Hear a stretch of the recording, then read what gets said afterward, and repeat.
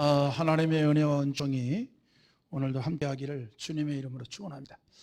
이렇게 오늘 이렇게 나라사랑 교회사랑 특별 부흥성회의 두 번째 날 휴가철인데도 많이 참석해서 참 좋습니다. 여러분의 마음이 하나님의 보좌를 움직이는 그런 은총이 있기를 주님의 이름으로 축원합니다. 이번 주제가 나라사랑 교회사랑입니다.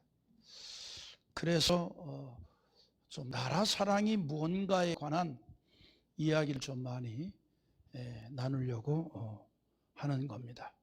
말씀 가운데 주의 은혜가 충만하기를 주님의 이름으로 축원합니다. 이렇게 우리가 지금 8월 한 달 동안 매주 금요일에 나라사랑 교회상 특별 부흥성회를 하고 있지요.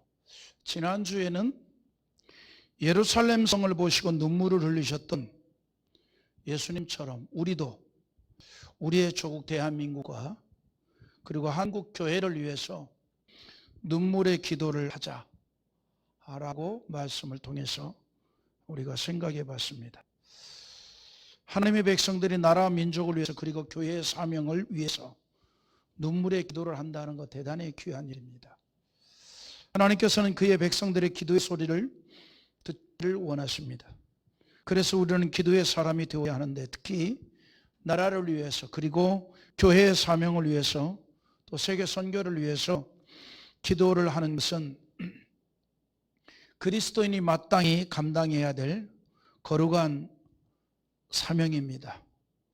다시 말해서 중생한 하나님의 자녀들은 기도의 번제물이 되어야 한다는 사실입니다. 그런 의미에서 오늘도 나라를 사랑하는 신앙인이 될 것을 결단하는 귀한 시간이 될 수 있기를 주님의 이름으로 축원합니다. 할렐루야. 여러분, 하나님의 자녀들이 나라를 사랑하는 일이 있어서 가장 기본적이지만 가장 귀한 일이 뭘까? 그거는 조국을 위하여 기도하는 일입니다.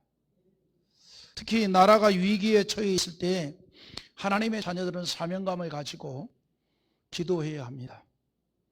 우리는 그 같은 사실을 성경의 역사적 사건을 통해서 자주 보기도 하죠. 머리 갈 것도 없습니다. 우리나라 근대 역사에서도 경험을 합니다. 특별히 나라사랑 교회사랑 특별 부흥성회이기 때문에 우리가 많이 알고 있는 내용이지만 그래도 한 번 더 다루려고 합니다. 여러분, 6.25 동란 그 긴박한 상황에서도 나라를 위한 구국 기도회가 있었습니다. 그리고 그 구국 기도회 기간 동안에 놀라운 사건들이 일어났던 것을 우리가 알 수가 있습니다. 우리 민족의 근세 역사 가운데 가장 아픔이 되는 사건이 뭐예요? 당연히 6.25잖아요. 6.25. 6.25 동란 중에 많은 사람들이 이제 부산까지 피난을 내려갔습니다. 그런데 그 부산에서 무슨 일이 일어났냐면 나라를 위한 구국기도회가 일어났습니다. 회개운동이 일어났고 또 정말 성령이 마치 평양 장대현 교회에서 이루어졌던 것 같은 그런 역사가 일어났던 것입니다. 많은 사람들이 너무나 많이 들어왔죠. 이런 내용 많이 들어왔잖아요. 6.25 동란 중에 부산에서 기도회가 있었다. 많이 들어왔을 거예요. 그런데 오늘은 그 기도에 대해서 좀 더 역사적으로 구체적으로 좀 우리가 좀 나누려고 하는 겁니다. 시간이 많이 가기 때문에 상세히는 안 나누겠지만 그래도 좀 더 우리가 수준 있게 그 역사적인 현장을 좀 살펴보려고 하는 것입니다. 6.25 전쟁은 언제 일어난지 알지요? 1950년 6월 25일 가랑비가 내리는 새벽 4시 40분 소련과 중공의 지원을 받은 북한의 김일성이가 쳐내려왔습니다. 소련제 T-34 탱크를 앞세우고 38선을 넘어서 대한민국을 기습 남침을 했습니다. 본래 이 전쟁을 일으킬 때 김일성이는 이렇게 생각했습니다. 탱크를 몰고 내려와서 서울에서 점심 먹고 그 다음에 계속 밀고 내려가서 3일 후에 부산까지 완전히 점령해서 이 남침 전쟁은 3일 만에 끝내겠다.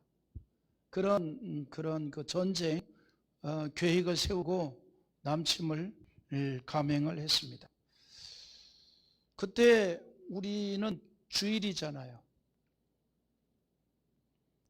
그래서 비상경계령 완전히 해제시키고 절반에 가까운 병사들이 다 휴가, 외출, 외박을 나간 상태입니다. 그날은 너무나 평화로운 아침이었죠.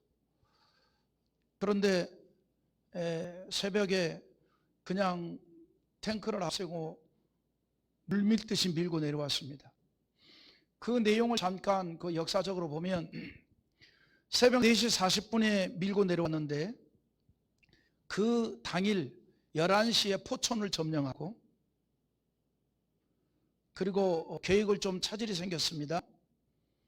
다음날 오후 1시에 의정부를 점령하고 그리고 3일 만인 28일 11시 30분에 서울을 함락시켰어요.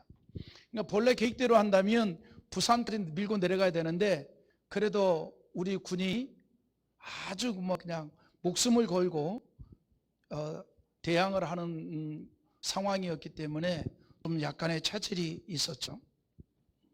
그래서 이 28일에 이제 서울을 점령을 했습니다. 그런 어떤 그 분위기로 간다면 충분히 이제 며칠 안 가서 뭐 7월 5일이나 지금까지 내려온 걸로 봐서는 7월 10일이면 부산까지 점령을 할 수 있어요. 그런데 서울에서 3일 동안 체류를 합니다. 서울에서 3일 동안 체류를 해요. 더 이상 밀고 내려가질 않습니다. 서울까지 쭉 밀고 내려오다가 서울에서 3일 동안 체류를 해요. 왜 체류를 했을까? 모르죠? 그러니까 이제 또 이런 얘기를 하면 더 재밌잖아. 이 서울을 3일 동안 체류한 이유가 있습니다. 6.25 전쟁이 일어나기 전에 남쪽에는요 남노당이 있었습니다. 이 남노당이 얼마나 많은 당원들을 받아들였는지 거의 남한 인구의 3분의 2 정도의 당원을 다 받아들였어요. 그래서 김일성이 어떤 생각을 했냐면 이렇게 탱크를 밀고 내려오고 전쟁의 승전보를 울리게 되면 이제 우리가 서울에서 가만히 있어도 남노당에 가입된 사람들이 민중 폭동을 일으켜가지고 전쟁을 안 해도 남쪽을 완전히 장악할 줄 알았어요. 그러니까 6.25 전쟁이 일어나기 전에 그 정도로 공산당에 빠진 사람들이 남쪽에 많았다는 얘기입니다. 그래서 탱크를 밀고 내가지 않아도 남쪽에 있는 이 공산당원들이 이렇게 김일성 위대한 수령께서 여기까지 내려왔다. 명분이 뭐죠? 남쪽에 있는 인민들을 해방시키기 위해서. 누구로부터? 미군으로부터. 인민해방군이란 말이죠. 그러면 이제 우리도 뭔가를 해야 되겠다. 뭐예요? 폭동을 일으키는 거죠. 그래서 이제 남쪽을 완전히 이 상황을 바꾸어 놔야 되겠죠. 그걸 기대를 했어요. 그래서 남한에서 공산주의를 지지하는 그 사람들이 폭동을 일으킬 것을 기대했던 겁니다. 그런데 폭동을 일으킬 걸 기대했으나 전혀 그런 게 없어요. 후방 교란이 없는 거예요. 후방 교란이 전혀 없어요. 그래서 다시 김일성이가 3일이 지난 날 남침을 계속해서 내려가라. 진격을 명령 내립니다. 계속 내려가라. 그래서 이게 이제 TV 드라마로 나온다면 거저 계속 진격하라. 그래 했겠지. 예? 계속 이제 진격을 한 거예요. 그래서 계속 이제 밀고 내려가는 겁니다. 7월 4일에는 안양, 6일에는 안성, 평택, 20일에 대전, 뭐 25일은 김천, 영동 계속 밀고 내려요. 8월 30일에 온양, 예산, 장안, 군산, 광주, 목포, 순천까지 점령을 해요. 그냥 밀고 내려간 거예요. 왜냐하면 이 탱크를 당할 수가 없는 거죠. 그래서 남원, 구례, 하동을 거쳐 진주까지 그냥 밀고 내려간 거예요. 이 전쟁과 함께 많은 피난민들이 이제 북쪽에서 서울에서 다시 계속해서 피난민들이 부산까지 밀려 내려가는 겁니다. 그래서 갑자기 부산이 대도시가 된 거예요. 왜? 전국의 피난민들이 부산으로 다 몰려드는 겁니다.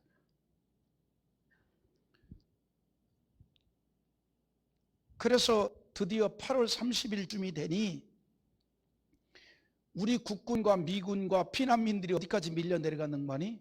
낙동강 이남까지 내려간 거예요. 낙동강만 건너면 김해, 부산 점령되는 겁니다.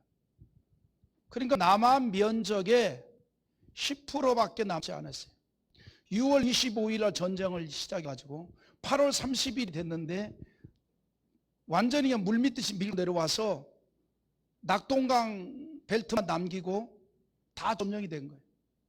남한 면적의 10%밖에 남지 않았다 이 말입니다.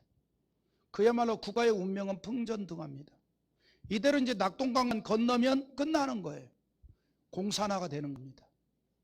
저도 입장에서는 인민해방을 시켰지만 우리가 다른 편에서 보면 남쪽이 완전히 공산화가 돼버리는 거예요. 완전히. 그래서 이제 우리 이승만 정부도 부산까지 피난을 가가지고 부산이 임시 수도가 되죠. 그게 8월 18일 부산이 임시 수도가 돼요. 전쟁 발발 당시 부산 인구가 50만 명이었다고 그래요. 그런데 50만 명의 몇 배가 되는 사람들이 부산까지 다 내려온 겁니다. 그 중에는 수많은 목회자들과 성도들도 있었습니다. 그때에 부산 지역에 있는 교회들이 무슨 일을 했느냐?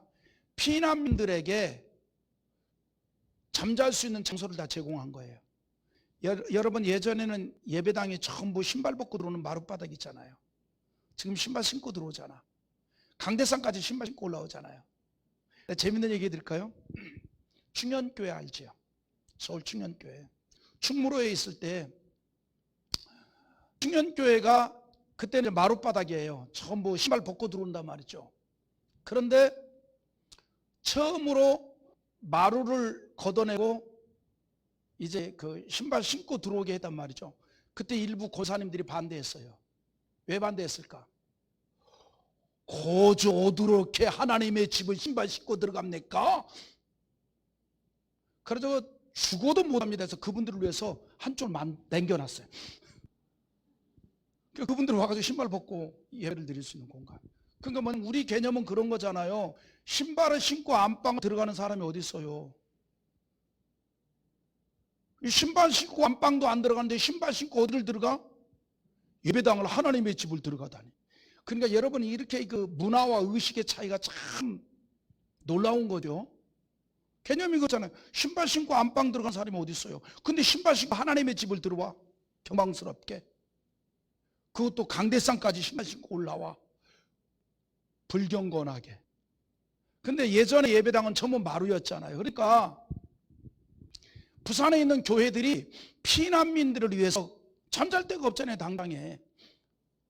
예배당을 다 개방을 하는 거예요. 예배당에서 다 잠자게 하고 또 교육관에서 잠자게 하고 그다음에 예배당 마당에다 천막을 치고 거기서 기거하게 하고, 그러니까 부산 지역의 성도들이 헌신을 많이 했죠. 또 먹을 것이 없는 피난민들을 위해서 죽이라도 끓여서 대접을 해주고, 그래서 부산 지역에 있는 그 교회당마다 또 교육관마다 사람들이 초만원을 이루었습니다. 초만원을 했어요. 그런데 그때에 당시에 지금도 있죠. 초량교회를 한상동 목사님이 심의를 했어요. 그때 이 한상동 목사님과 친분이 있는 목회자들과 성도들, 이분들이 주로 어떤 분이냐면 신사참배 반대했던 사람들입니다. 이분들이 주로 이제 모여가지고 뭘 했느냐? 기도회를 했어요. 기도회. 그리고 또 한쪽에 그런 모임이 있어요. 부산중앙교회. 부산중앙교회는 피난을 내려온 한경직 목사를 비롯해서 그 외에 장로교회 목회자들 그리고 감료 성결교 목회자들을 모여서 또 기도회를 했습니다. 근데 그 기도회의 주 내용이 뭐냐면 회개였어요. 하나님, 우리가 회개합니다. 일제시대 때 신사참배한 걸 회개합니다. 우리 민족이 죄를 범했습니다. 그 회개의 운동 그리고 자성의 운동이 일어났습니다. 이러면서 양쪽에서 그런 구국 기도회가 계속 있었어요. 그래서 그 당시 이 기도회가 회개 기도회, 회개 운동 혹은 나라를 위한 기도회라 그래서 구국 기도회라고 불렀다 이 말입니다. 그런데 이제 이러한 그 기도회가 목회자들만 모여서 한 게 아니라 각처에서 온 피난 온 성도들도 몰려와서 집회를 한 겁니다. 이런 그 집회가 초량교회하고 부산중앙교회를 중심으로 대규모로 매일 이루어졌어요. 매일. 특히 그 6.25 전쟁 당시에 경남도지사가 누구냐면 초량교회 양송봉 장로입니다. 그 양반이 250명의 목회자들에게 초량교회에서 기거할 수 있도록 배려를 합니다. 그래서 이 초량교회에서도 막 기도회가 이루어졌던 것이죠.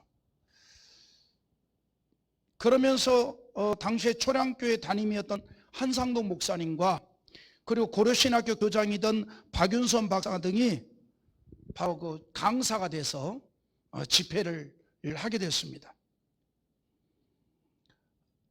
물론 이제 여러 목사님들도 함께 참여하면서 집회를 했죠. 이런 집회가 이루어질 때가 언제냐면 1950년 8월 말 집회가 계속 이루어졌어요. 그리고 그 집회에 누구가 협조를 하냐면 선교사로 오신 외국의 선교사들이 그 집회를 돕습니다. 무엇으로? 물질적으로. 왜? 집회에 참여한 분들에게 식사도 제공하고 뭐 그래야 되기 때문에 많은 비용이 들죠. 그래서 선교사들이 또 이렇게 제공을 또 하기도 했습니다. 물론 초량교회하고 부산중앙교회에서만 이러한 집회가 이루어진 게 아니라 주변에 이제 작은 교회에서도 작은 집회들이 좀 있었죠. 다만 우리가 역사에는 안 알려졌을 뿐입니다. 안 알려졌습니다. 그런데 이렇게 집회를 하고 회개 운동을 할 때에 우리나라의 전쟁 상황이 어떠했느냐? 정말 이 나라를 살려달라고 기도회를 하고 있을 때 세계 전쟁사의 한 획을 걷는 전쟁 역사가 하나 탄생하지요. 그게 뭐냐면 1950년 8월 23일에 일본 동경에 있는 미군 극동군 사령부 회의실에서 긴급 비밀회의를 해요.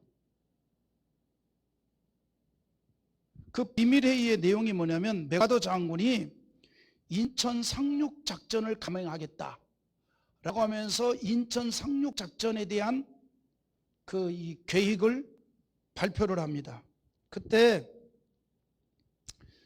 콜린스 육군 참모총장하고 셔먼 해군 참모총장이 둘이서 손을 잡고 메가더 장군이 감행하려는 해군 이 인천 상륙작전을 완전히 반대를 해요. 보세요. 육군 참모총장도 반대하고 해군 참모총장도 반대합니다. 왜냐하면 이 콜린스나 셔먼은 백정노장이에요. 세계대전을 치른 사람들이에요. 그분들 입장에서 볼 때에 인천 상륙작전은 무모하기 짝이 없는 작전입니다. 인천 상륙작전은 무모하기 짝이 없다 이 말이죠.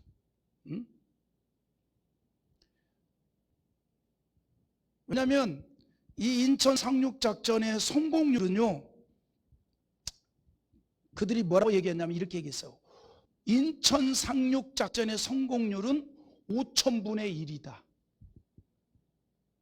한번 물어볼게요. 우리 장로님. 장로님이 참 머리가 저보다 한 3배 좋거든요. 이렇게 머리가 굉장히 잘 돌아가요. 영어는 10배 잘하고. 내가 이집트 가서 그 방송국 출연하면서 그 대담했던 거 있잖아. 내가 그거 봤거든. 영어 잘하대. 나는 빨래 찢겨놓고 A만 하는데. 만약에 어떤 일을 해. 근데 성공률이 5000분의 1이에요. 하시겠어요? 안 하시겠어요?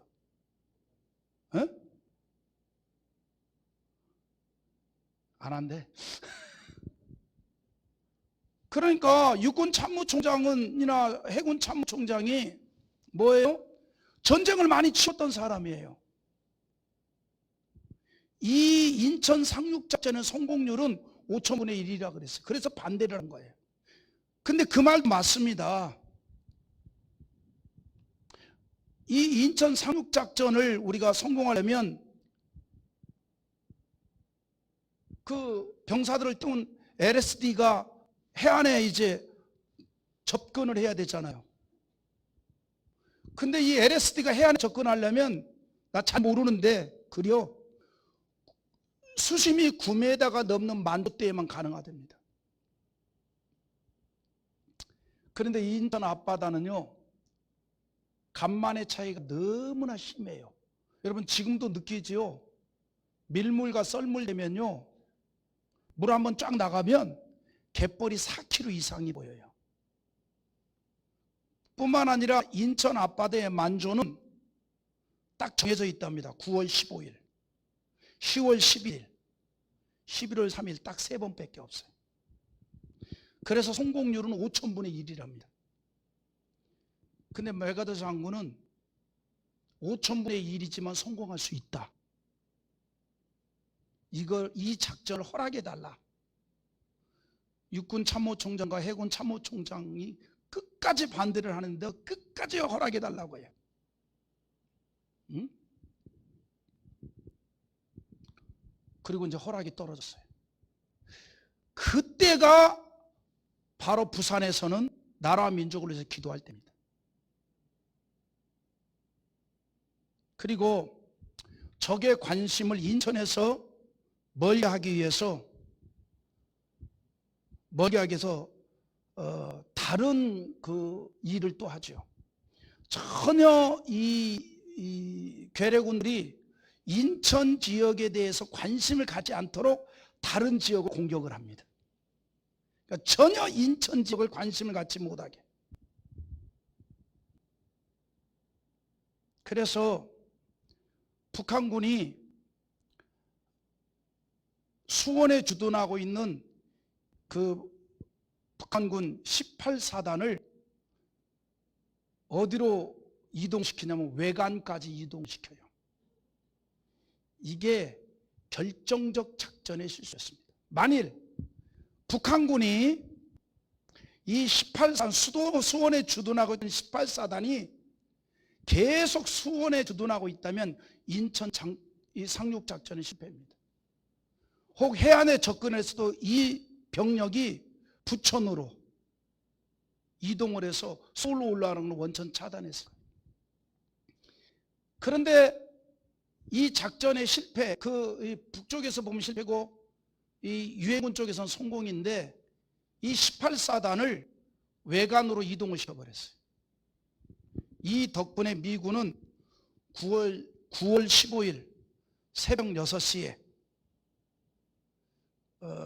미군 함정, 영국, 호주 등 또 한국의 그 해병대까지 또 미 1사단과 보병 7사단과 뭐 육군 해병대들까지 약 7만 5천 명의 전투병이 인천으로 진입을 한 거예요.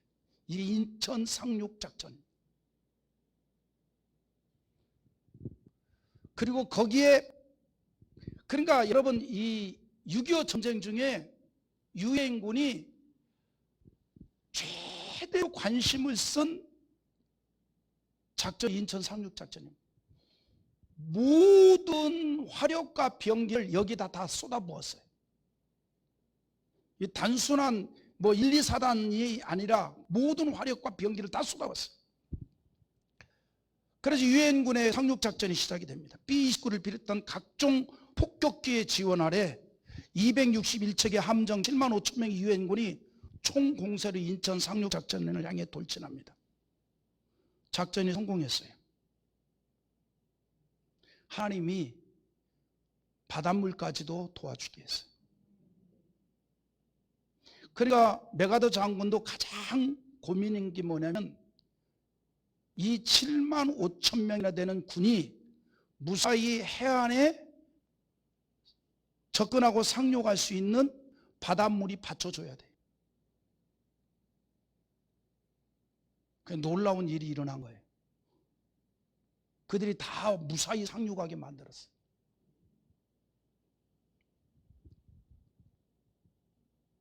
그리고 9월 28일 드디어 서울을 탈환합니다.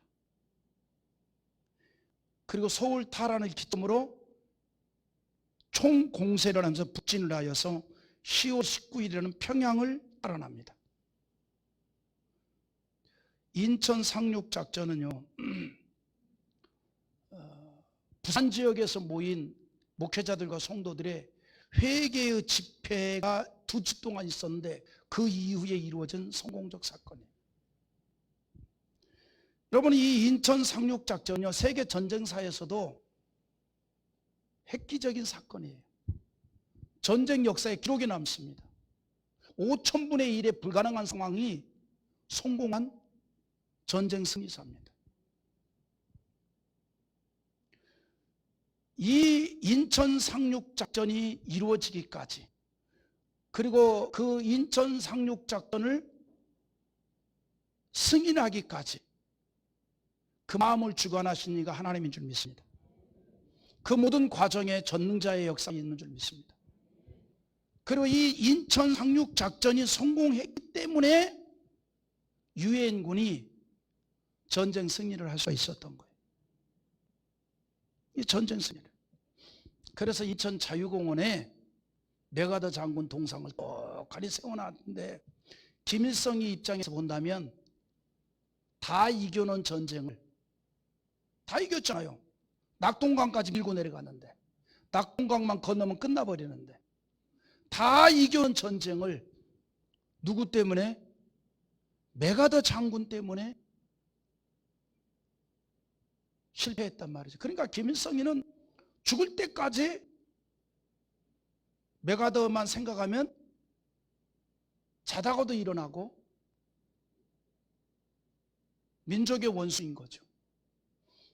그래서 김일성의 그러한 그 마음을 읽었던 좌빨들이 한때 그 자유공원에 있는 메가더 장군 동상 철거, 폭파 이거를 하려고 얼마나 애를 썼는지 몰라요.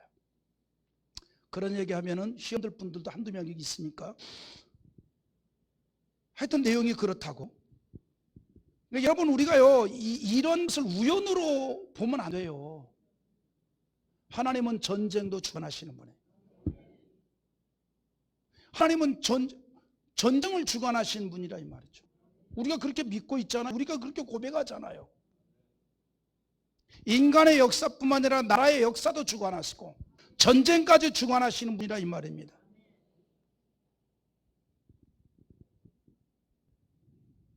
나중에 박윤선 박사가 이런 말을 합니다. 우리 하나님께 감사의 찬송을 드리는 것은 이처럼 교역자들의 통해자복의 회개가 있었고 성도들의 기도가 있었기에 유엔군이 승리하고 공산군은 38선 이북으로 물러가게 되었다. 다시 말해서 회개의 사건 뒤이어 유엔군이 승전한 것은 우연한 일이 아니라 하나님의 능력으로 도와주신 결과다, 이렇게 외쳤습니다. 당시에 이 박영영 박사님도 똑같은 말을 합니다. 그는 바로 이 인천 상륙작전의 성공과 서울 수복은 우리들의 회개와 간절한 기도에 대한 하나님의 응답이었다, 이렇게 말합니다. 그래서 그가 한 말이 있습니다. 이 위험, 이 고난에서 우리가 구출된 것은 하나님이 우리를 아주 버리지 않고 돌아보신 결과입니다.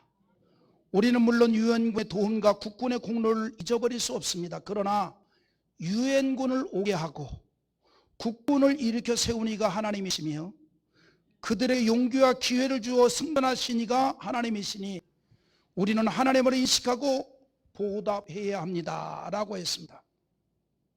이게 당시에 나라 민족을 위해서 부산 지역에서 회개의 기도를 했던 모든 목회자들과 모든 성도들의 동일한 생각이요, 동일한 마음이 있습니다. 이제 우리 그리스도인들이 그런 동일한 생각과 마음으로 나라와 민족을 위해서 때마다 기도할 수 있기를 원합니다. 하나님이 우리의 기도를 들으시고 국가가 위기에 있을 때에 반드시 하나님의 능력과 하나님의 그 축복을 나타내서 위기 가운데서 나를 건져 주실 줄 믿습니다. 그 당시에 부산에서의 기도회 외에도 주변에서도 많은 이러한 기도가 이루어졌습니다.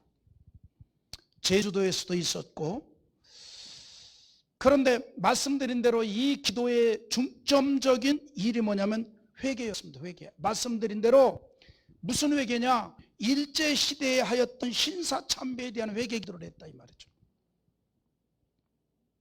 신사참배에 대한 회개 기도.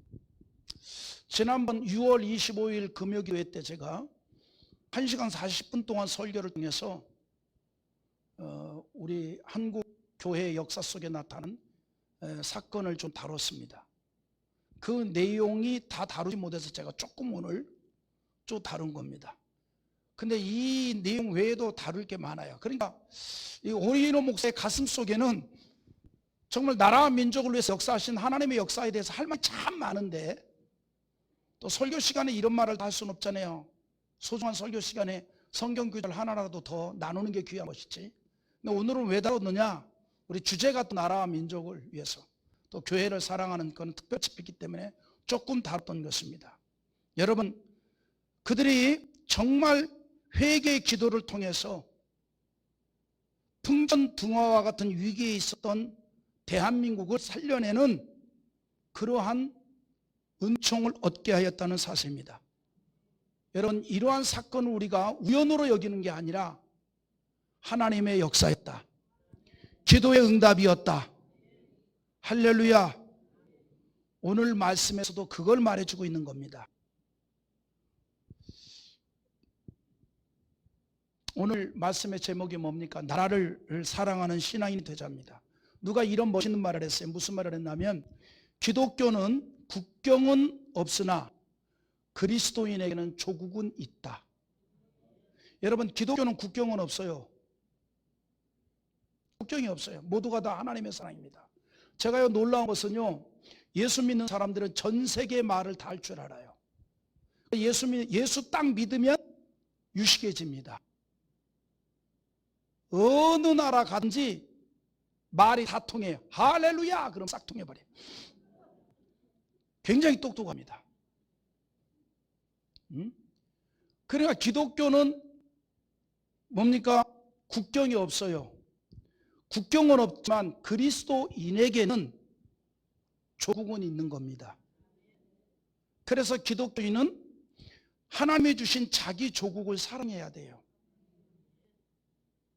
여러분, 조국을 누가 주었습니까?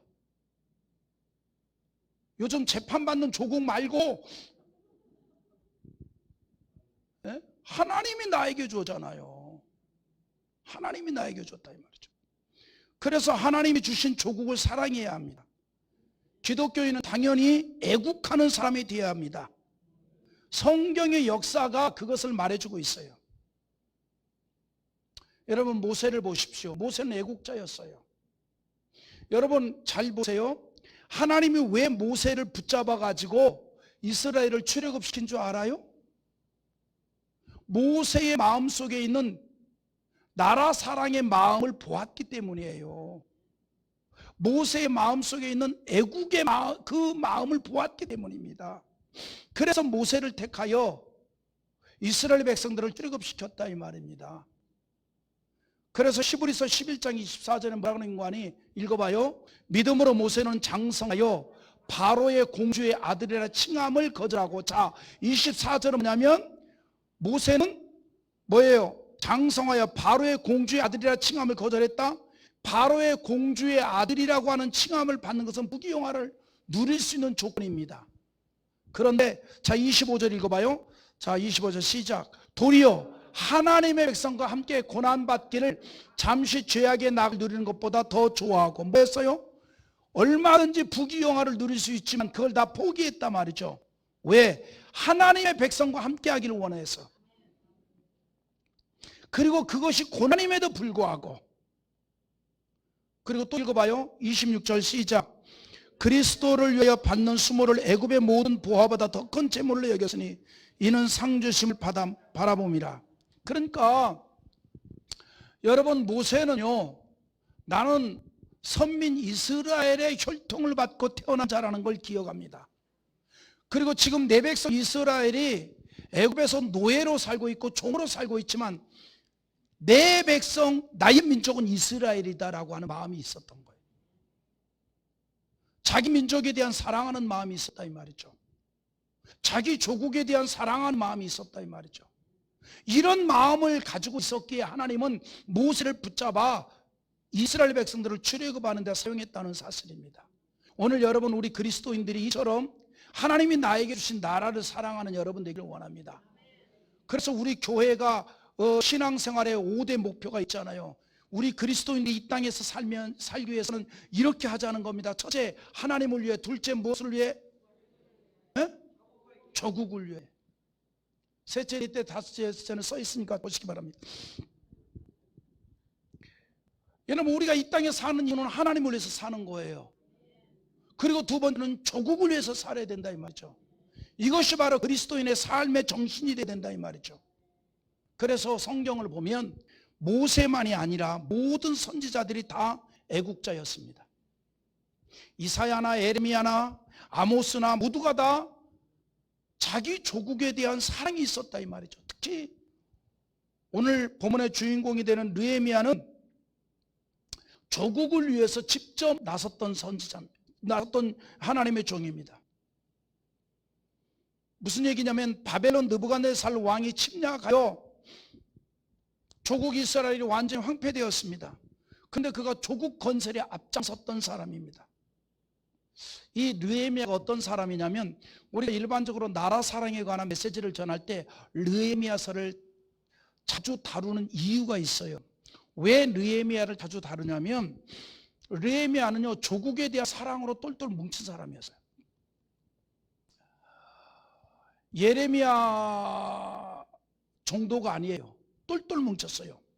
이 느헤미야가 누구냐면 바사의 아닥사스다 왕의 고위 관료입니다. 고위 관료. 물론 유대인입니다. 그가 바벨론 포로 시대에 다니엘처럼 끌려온 사람이에요. 그런데 바벨론이 무너지고 바사가 통치하던 시대에 고위 관료가 됐습니다. 고위 관료. 포로였던 신세였는데 고위 관료가 됐어요. 그러니까 그는요, 그냥 가만히 있으면 권세도 누리고 부요함도 누릴 수 있는 사람이에요. 권세도 누리고 부요함을 누릴 수 있는. 그러나 그는 그의 마음속에 항상 무거운 돌멩이가 하나 들어가 있어요. 무거운 돌멩이. 그건 뭐냐? 조국 이스라엘에 대한 생각. 조국 이스라엘에 대한. 왜냐하면 바벨론의 침략을 받아서 예루살렘 성이 초토화가 되는 걸 보았잖아요. 그 전쟁으로 끌려왔잖아요. 그런데 어떻게 해서 그가 이제 바사 시대에 고위 관료가 됐지만 항상 마음속에는 조국이 생각나는 거예요. 응? 그런데 그런 느헤미야에게 어느 날 마음 아픈 소식이 전해집니다. 자기 형제 가운데 한 사람이 다른 일행과 함께 예루살렘을 다녀왔어요.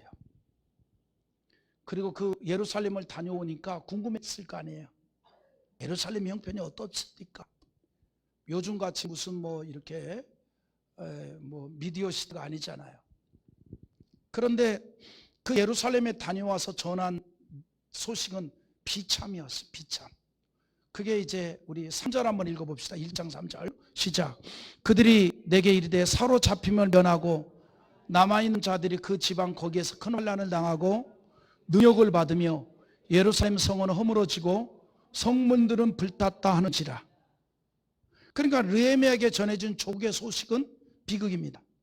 바벨론이 공격하였을 때 포로가 되어 끌려가지 않았던 사람들은, 남아있는 사람들이죠, 큰 환난을 당하고 능욕을 당했어요. 죽거나 그 능욕을 당했습니다. 그리고 예루살렘 성은 완전히 허물어졌고 그 웅장한 성문도 불에 타버렸고 말 그대로 초토화되고 황폐화되었다는 얘기입니다. 이런 조국에 대한 소식을 들은 느헤미야는 통곡했습니다.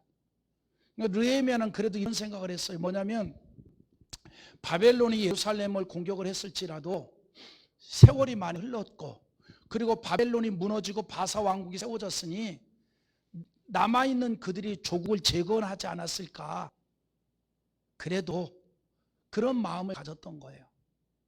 그런데 들려진 소식은 아니에요. 아예 재건이 안 된 겁니다. 초토화된 그 상태, 황폐화된 그 상태로 있는 거예요.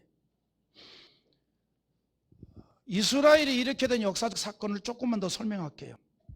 앞에서 말했듯이 주전 586년에 바벨론 느부갓네살 왕이 이스라엘을 공격해 왔습니다. 예루살렘을.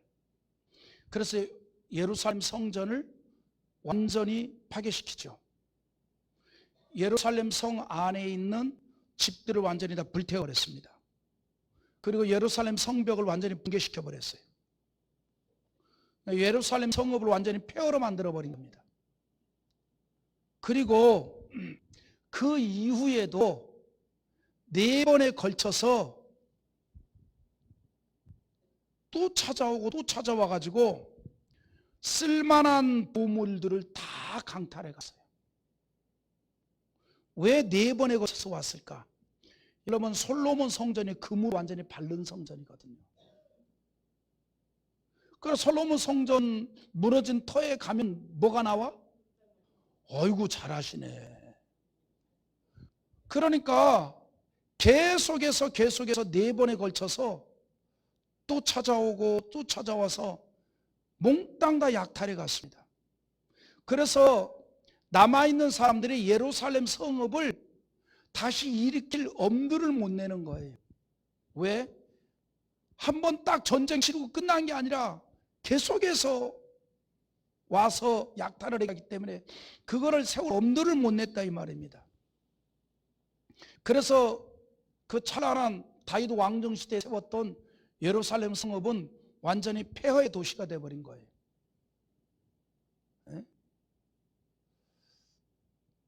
자, 그럼 여기서 한 가지 또. 그러면 예루살렘이 어떤 곳입니까? 이스라엘 백성들에게 굉장히 중요한 장소잖아요. 자기들의 자랑스러운 장소잖아요. 다윗 왕정 시대의 찬란한 역사의 공간이잖아요. 근데 이처럼 이스라엘의 수도였고 그들이 가장 자랑스럽게 여겼던 다윗 왕궁이 있었으며 하나님의 임재의 상징인 성전이 있었던 예루살렘 성읍이 그렇게 무너진 이유가 뭘까? 성경이 이렇게 답해주고 있습니다. 이게 이제 우리가 또 가슴으로 받아야 될 내용이에요. 여러분, 당시에 이 예루살렘 성읍은 대단했거든요. 근데 그것이 이제 완전 폐허가 된 이유가 뭐냐 이 말이죠. 여러분, 아무리 찬란한 문화도요, 하나님이 버리면 완전히 폐허가 된다는 우리는요, 무섭게 받아들여야 합니다. 무섭게. 역대하 36장에 나오는데 조금만 읽어봅시다. 역대하 36장 14절 시작. 모든 제사장들의 우리 모두들과 백성도 크게 범죄하여 이방 모든 가증한 일을 따라서 여호와께서 예루살렘에 거룩하게 두신 그의 전을 더럽게 하였으며, 보세요, 성전을 더럽혔다는 게 얘기인데 왜? 그러니까 예루살렘이 그렇게 되기 직전에 이스라엘 백성들이 종교적으로 다 타락을 했어요. 신앙적으로 다 타락을 했어요. 하나님의 성전 제사는 형식이고 우상을 섬기는 데 앞장섰고 우상의 문화 완전히 점령했다 이 말입니다. 그래서 하나님이 경고를 했습니다. 경고를. 근데 경고를 해서 선지자들을 보냈어요. 그럼에도 불구하고 그들이 듣지를 않았습니다.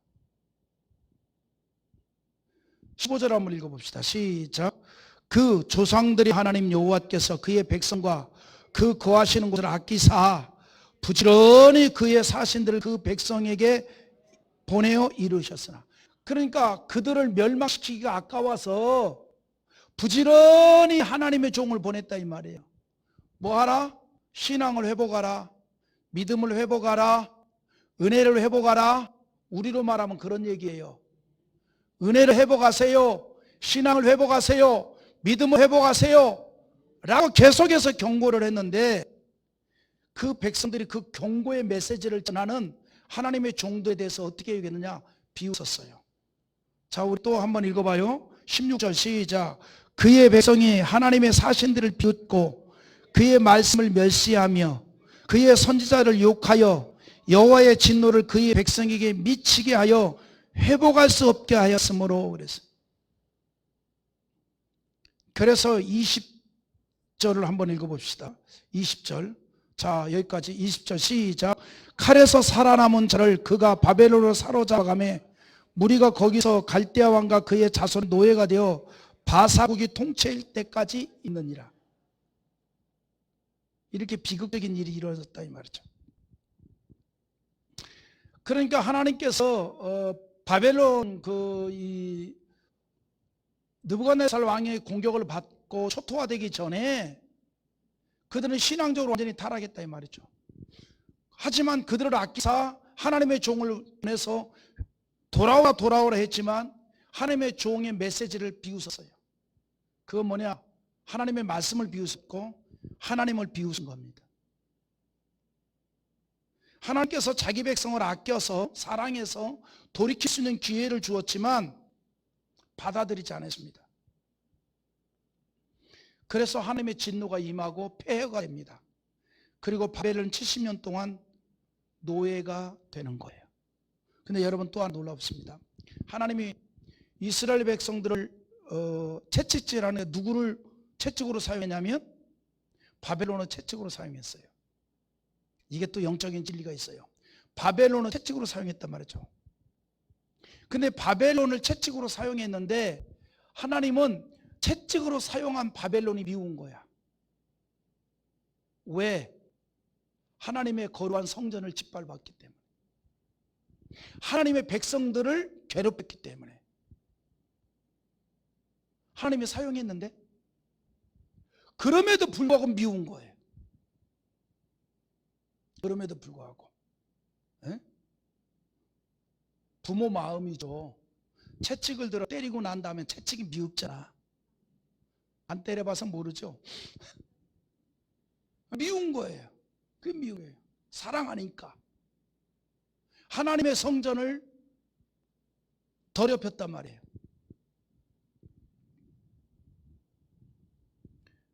그래서 그들도 심판을 당합니다. 바벨론 마지막 왕 벨사살이 죽임을 당하고 메대와 바사 나라가 그 나라를 차지하게 돼요. 당시에 메대는 큰 나라였고 바사는 작은 나라였어요. 사투리 쓰면 빽가는 나라. 그런데 바사 왕 고레스가 굉장히 뛰어난 왕입니다.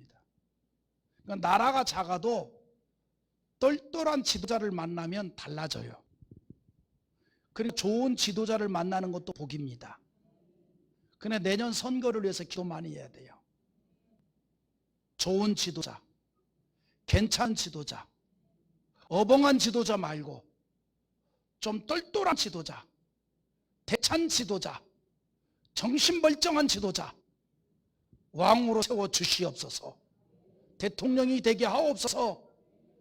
그렇게 해야 된다 이 말이죠. 물론 역대 지도자들이 어벙하다는 말 절대로 아닙니다. 예, 역대 지도자들이 어벙하다는 말 아니에요. 정말 훌륭한 지도자가 세우게 해달라고 기도해야 돼요. 왜 아멘이 자다가 잠자는 저처럼 말해. 어벙한 지도자 세워주면 안 되잖아요. 예? 정말 똘똘한 지도자가 세워져야 되죠. 아멘입니까? 그래서 교만한 얘기 한번 할게요. 창대교회 담임 목사는 정말 잘 세워졌네. 지금 아멘 한 분들은 천대가 잘 될 뿐이고 아멘 안 한 분들 두고 봐. 다 뒤끝 있다, 세게 있다. 그런데 메대가 큰 나라고 바사는 굉장히 작은 나라예요. 근데 바사의 고레스 왕이 뛰어난 왕입니다.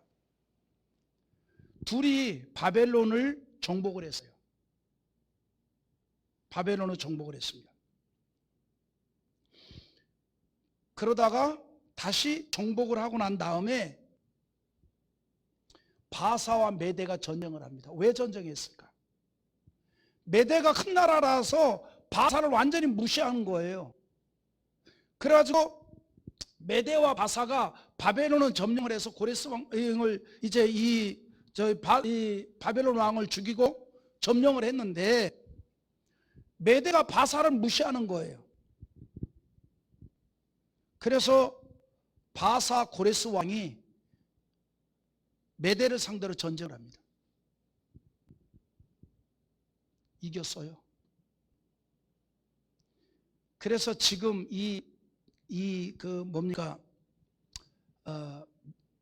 바사국이 바로 오늘날 이란입니다.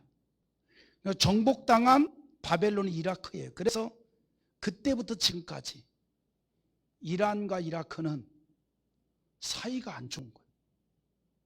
이란과 이라크가 사이가 안 좋아요.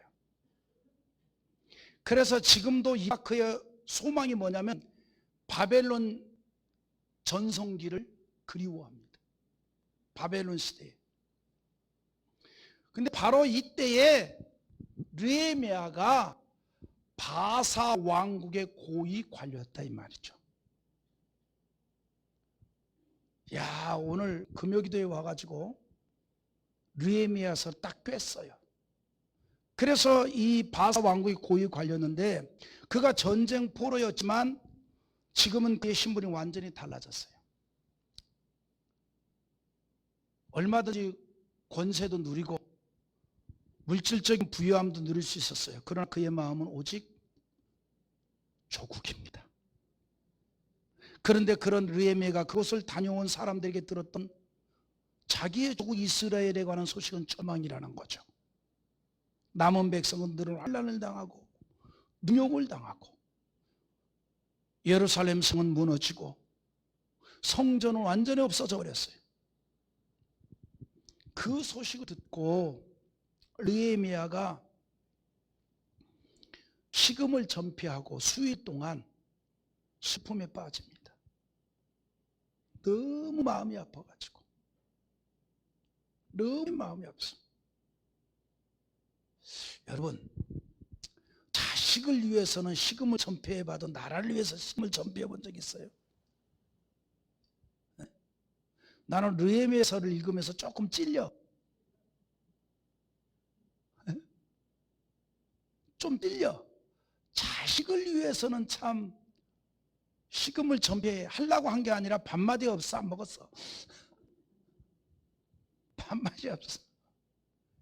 부모는 자식한테 약하잖아. 에? 에, 약하잖아요. 부모니까.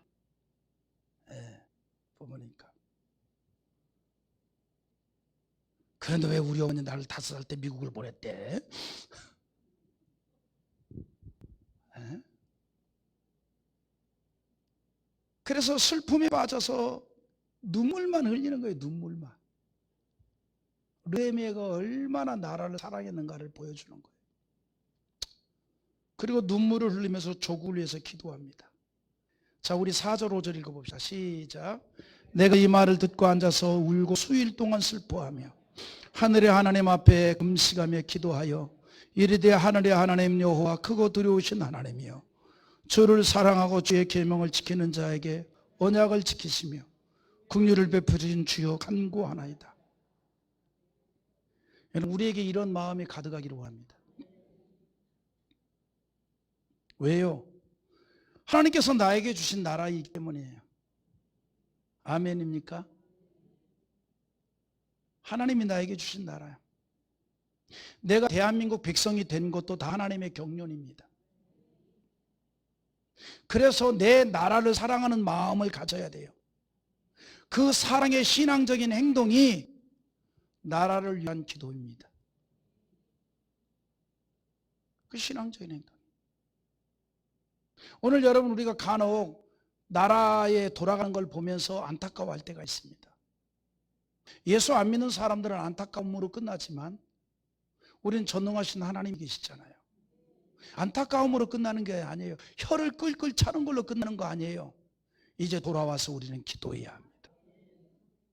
그러니까 여러분 우리 예수 믿는 사람들 하나님의 자녀들의 마음속에 참 우리나라가 안개 속에 있는 것 같다라는 마음이 들 때는 하나님이 주신 사인이에요. 뭐하라는? 기도하라는 사인이죠. 그것이 바로 나라를 사랑하는 모습이라 이 말이죠. 그리스도인으로서. 그래서 이 일을 위해서 첫째로, 이제 첫째네, 나라 사랑은 그러나 빨리 끝납니다. 마음이 먼저이고 나라의 어려운 현실을 슬퍼할 수 있는 마음을 가져야 돼요. 이게 나라 사랑. 나라 사랑은 마음이 먼저. 나라의 어려운 현실을 슬퍼할 수 있는 마음이 있어야 돼요. 슬퍼할 수 있는 마음. 여러분 누구를 도와주기 전에 먼저 그 마음 속에 긍휼히 여기는 마음이 있어야 되잖아요. 슬픔이 있어야 되잖아요. 우리도 나라를 위해서 슬퍼할 수 있는 마음을 가져야 된다 이 말이죠. 느헤미야는 조국의 비참한 상황을 들었을 때에 마음으로 아파했고 슬피고 울었어요. 눈물을 흘렸어요. 여러분 사람의 눈물이 순수하잖아요. 아름답잖아요. 자, 그런데 우리의 눈물은요 가치 있는 눈물이 되어야 됩니다. 여러분 우리가요 사람이 눈물을 흘려요. 근데 그 눈물이 여러 종류가 있습니다. 감격의 눈물이 있는가 하면 아기 받쳐 흘리는 눈물도 있어요. 올림픽 때 보니까 배구 패배한 어떤 나라 선수들이 막 코트 밖에서 막 엉엉 울더만. 그건 감격의 눈물이 아니라 억울한 눈물이에요. 억울한 눈물. 그러니까 눈물이 여러 종류가 있다니까요.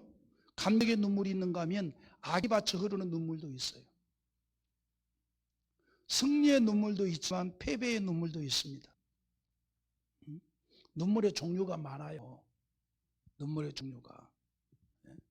그런데 우리의 눈물은 가치 있는 눈물, 고귀한 눈물이 되길 원합니다. 그러면 가치 있는 눈물이 어떤 눈물일까? 신앙적으로 본다면 회개의 눈물이고, 이웃의 고난을 함께 슬퍼하는 눈물이고, 자기의 조국을 위해서 흘리는 눈물. 여러분, 이런 눈물이 고귀한 눈물이고 가치 있는 눈물이고, 그것이 걸음이 되어 아름다운 열매를 맺게 할 줄 믿습니다. 느헤미야의 눈물은 자기 자신을 위하거나 혹은 가족을 위한 눈물이 아니었어요. 거국적인 눈물이에요. 그의 눈물은 민족과 조국을 위한 눈물이었습니다. 에레미야 선지자도 마찬가지 아닙니까? 풍전등화와 같은 조국을 볼 때 너무나 안타까워 눈물을 흘렸잖아요. 뭐라고 얘기하는고 하니, 에레미야가 3장에 보면 이런 말씀이 있어요. 3장 48절에 우리 한번 읽어봅시다. 9절까지. 딸 내 백성의 파멸로 말미암아 내 눈에는 눈물이 시내처럼 흐르는도다. 내 눈에 흐르는 눈물이 그치지 아니하고 쉬지 아니하며.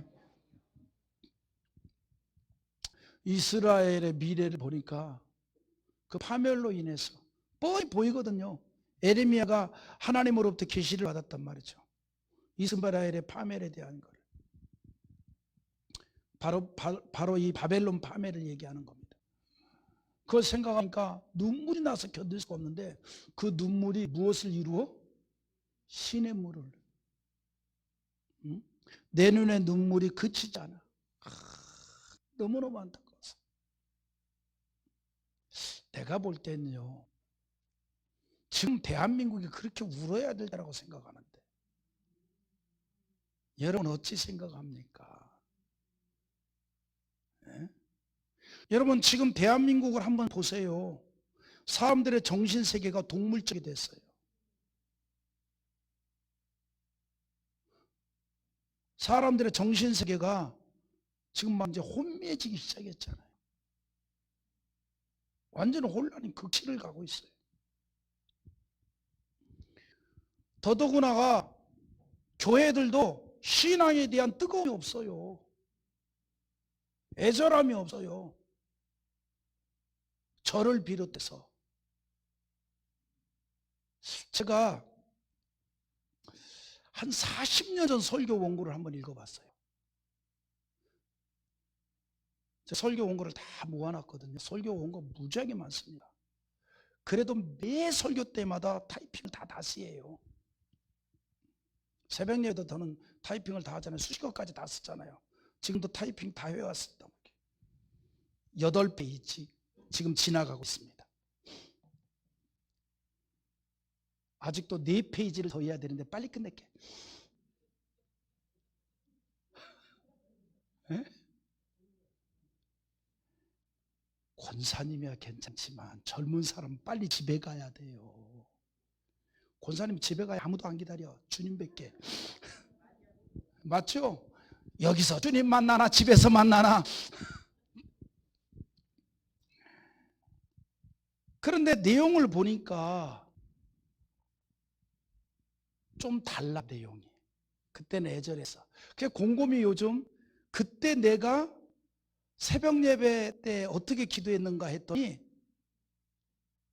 그때는 가만히 생각하니까 내 지금도 기억이 나요. 얼마나 새벽 예배 때 기도를 크게 했던지 내가 욕도 먹었던 기억이 나. 좀 기도 좀 작게 하라고. 그때는 정말 애절했어. 그래가지고 그때는 이 바지가 항상 주름이 져 있어. 왜? 맨날 무릎 꿇으니까. 그러니까 맨날 무릎 꿇고 기도하니까. 주여! 주여! 저리 가버리고 담임 목사님 와서 툭 치고, 적게 좀 해, 작게. 그러니까 마음껏 기도하려면 어디로 가야 돼? 산으로 가야지. 그러니까 매주 목요일마다 삼각산 통일봉에 올라가가지고 기도하는 거지. 내 미국 가기 전에 7년을 다녔다고. 목요일마다 삼각산 통일. 간절히 한겨울에도 여러분 삼각산 통일봉에 1월달에 올라가면요 체감온도 25도 27도예요. 그런데도 안 추워. 딱 하나만 가져가면 돼. 김장용 비닐로 하나만 가져가. 그 김장용 비닐로 딱 가져가서 위에 묶고 뒤집어 써. 그리고 기도하면요 진짜 얼마나 따뜻한지 몰라요. 그러면 등짝에 영하 14도 16도 되는데도 등에 땀이 쫙 흘러요. 문제는 뭐냐? 내갈 때가 문제. 옷은 젖었지 이거 벗으면 감기 걸리잖아. 그래서 사람이 궁하면 통하다고 묶었던 비닐봉지 풀러. 그리고 이렇게 해서 목에다 묶고, 그리고 양쪽 구멍을 뚫어. 여기도 뚫고, 그리고 그거 입고 내려가. 그거가 따로 없어요. 탁 내려가. 평창동 쪽으로 쭉 내려오면 내가 정말 사람 많이 놀랬겠네. 그때 내가 참 어리석. 성령이 충만하면 능력이 있고, 능력이 있으면 죄악된 자가 두려워 떤다는 그런 이상모상한 생각을 가지고 내려가는데 사람들이 나를 보고 놀래. 그럼 막 서로 혼자 기뻐하는 거지. 그냥 이 죄악에 빠진 것들아.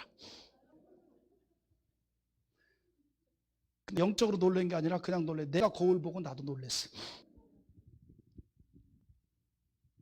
간절함이 없어졌어요. 그때는 모든 한국교회 성도들이 주 앞에 나와 기도할 때 그런 간절한 기도가 있어.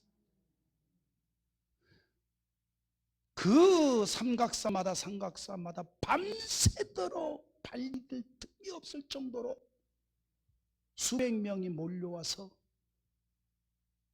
부르짖어 기도하고 부르짖어 기도하는데, 그게 전부 나라 민족을 위해서 그렇게 기도했어요. 간절히. 여러분 목요일 금요일 되면요 삼각사는요 주여 소리가 새벽까지 끊이지 않습니다. 그렇게 대한민국은 나라 민족을 위한 기도의 제물들이 있어서 지금은 그 기도의 소리가 다 사라져버렸어요. 사라졌어요. 그러면 대한민국이 지금 과거의 40년, 50년보다 정신세계가 더 바르게 세워졌고 더 미래가 있어 보이느냐? 아니라 이 말이죠. 정신세계는 동물적이 되고 하나님에 대한 신앙은 점점 멀어져 있고 우리의 젊은이들은 희망이 없이 살아갑니다. 지금이야말로 조국에 대한 마음, 눈물이 필요할 때인 줄 믿습니다. 그래서 두 번째로 나라 사랑은 눈물을 흘리면서 간구하는 거예요. 시간이 많이 갔지만 그래도 특별 집회니까 조금 갑시다. 여러분 우리가 민족을 사랑하는 심정으로 어려운 현실에 대해서 눈물을 흘리는 거 중요합니다. 그러나 더욱 중요한 것은 이제 그걸로 끝나는 게 아니라 부르짖고 기도하는 거예요. 앞에서 언급하였듯이 우리나라가 6.25 전쟁으로 인하여 낙동강까지 밀려왔을 때 간절한 기도가 있었어요. 간절한 기도. 낙동강만 무너지면 이제 다 끝나는 상황입니다.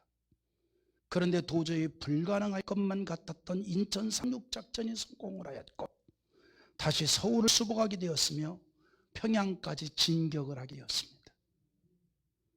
여러분 간절한 기도는 절대로 헛되지 않습니다. 오늘 본문의 느헤미야는 조국에 대한 안타까운 비극적 소식을 듣고 눈물을 흘리며 식음을 전폐하다가 하나님 앞에 부르짖어 기도했습니다. 진심으로 기도했는데 어떤 기도를 했습니까?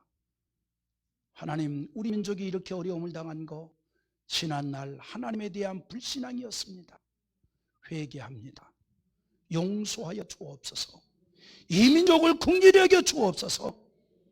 그게 6절과 7절의 내용이에요. 읽어봅니다. 시작. 이제 종이 주의 종들인 이스라엘 자손을 위하여 주야로 기도하며 주의 이스라엘 자손이 주께 범죄한 죄들을 자복하오니 주는 귀를 기울이시며 눈을 여시사 종의 기도를 들으시옵소서. 나 내 아버지의 집이 범죄하여 주를 향하여 크게 악을 행하여 주께서 주의 종 모세에게 명령하신 계명과 율례와 규례를 지키지 아니하였나이다. 지금 당하고 있는 어떤 문제에 대해서 원망이나 한탄이 아니라 그 원인을 나에게서부터 찾았고 이스라엘 민족이 영적인 범죄에서부터 찾았습니다. 그래서 그가 엎드려 회개를 합니다.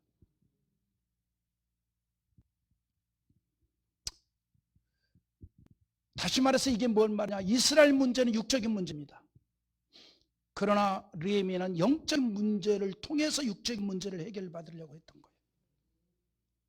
그래서 영적인 문제, 신앙적인 문제에 대한 회개를 먼저 하고 있는 겁니다. 여러분, 이것이 순서입니다. 나라를 사랑하는 그리스도인이라면 진정 신앙의 회복을 하십시다. 믿음으로 깨어납시다. 한국교회가 신앙으로 깨어나고, 한국교회가 믿음으로 깨어나고, 한국교회가 순교적인 신앙으로만 서 있다면 하나님은 대한민국을 다시 찬란한 부흥의 역사를 허락해 주실 줄 믿습니다. 우리가 그래서 세상을 영적인 시각으로 보는 거예요. 그리고 기도하는 겁니다. 우리는 국가의 모든 것이 다 하나님의 손에 있다는 걸 믿습니다. 그러기에 우리는 국가의 문제를 놓고 기도하는 게 당연한 겁니다. 모세도 그랬고 에레미야도 그랬습니다. 다 하나님의 손에 있다는 사실을 믿고 있기 때문이에요. 우리 에레미야 33장 2절 한번 읽어봅니다. 시작. 일을 행하시는 여호와, 그것을 만들며 성취하는 여호와, 그의 이름을 여호와라 하느니가 이와 같이 이르는도다. 할렐루야. 무슨 말이에요? 하나님께서 일을 행하시고 만드시고 이루신다 이 말입니다. 그래서 우리는 개인의 문제만이 아니라 나라의 문제를 놓고 기도를 하는 겁니다. 기도는 하나님의 능력을 보여줍니다. 그래서 세상을 움직이는 힘이 있어요. 국가의 위기에도 기도는 기적의 능력을 나타내게 한다 이 말이죠. 그래서 기도하는 백성이 있는 나라는 망하지 않습니다. 그래서 우리는 나라와 민족으로 기도하는 백성이 될 수 있기를 주님의 이름으로 축원합니다.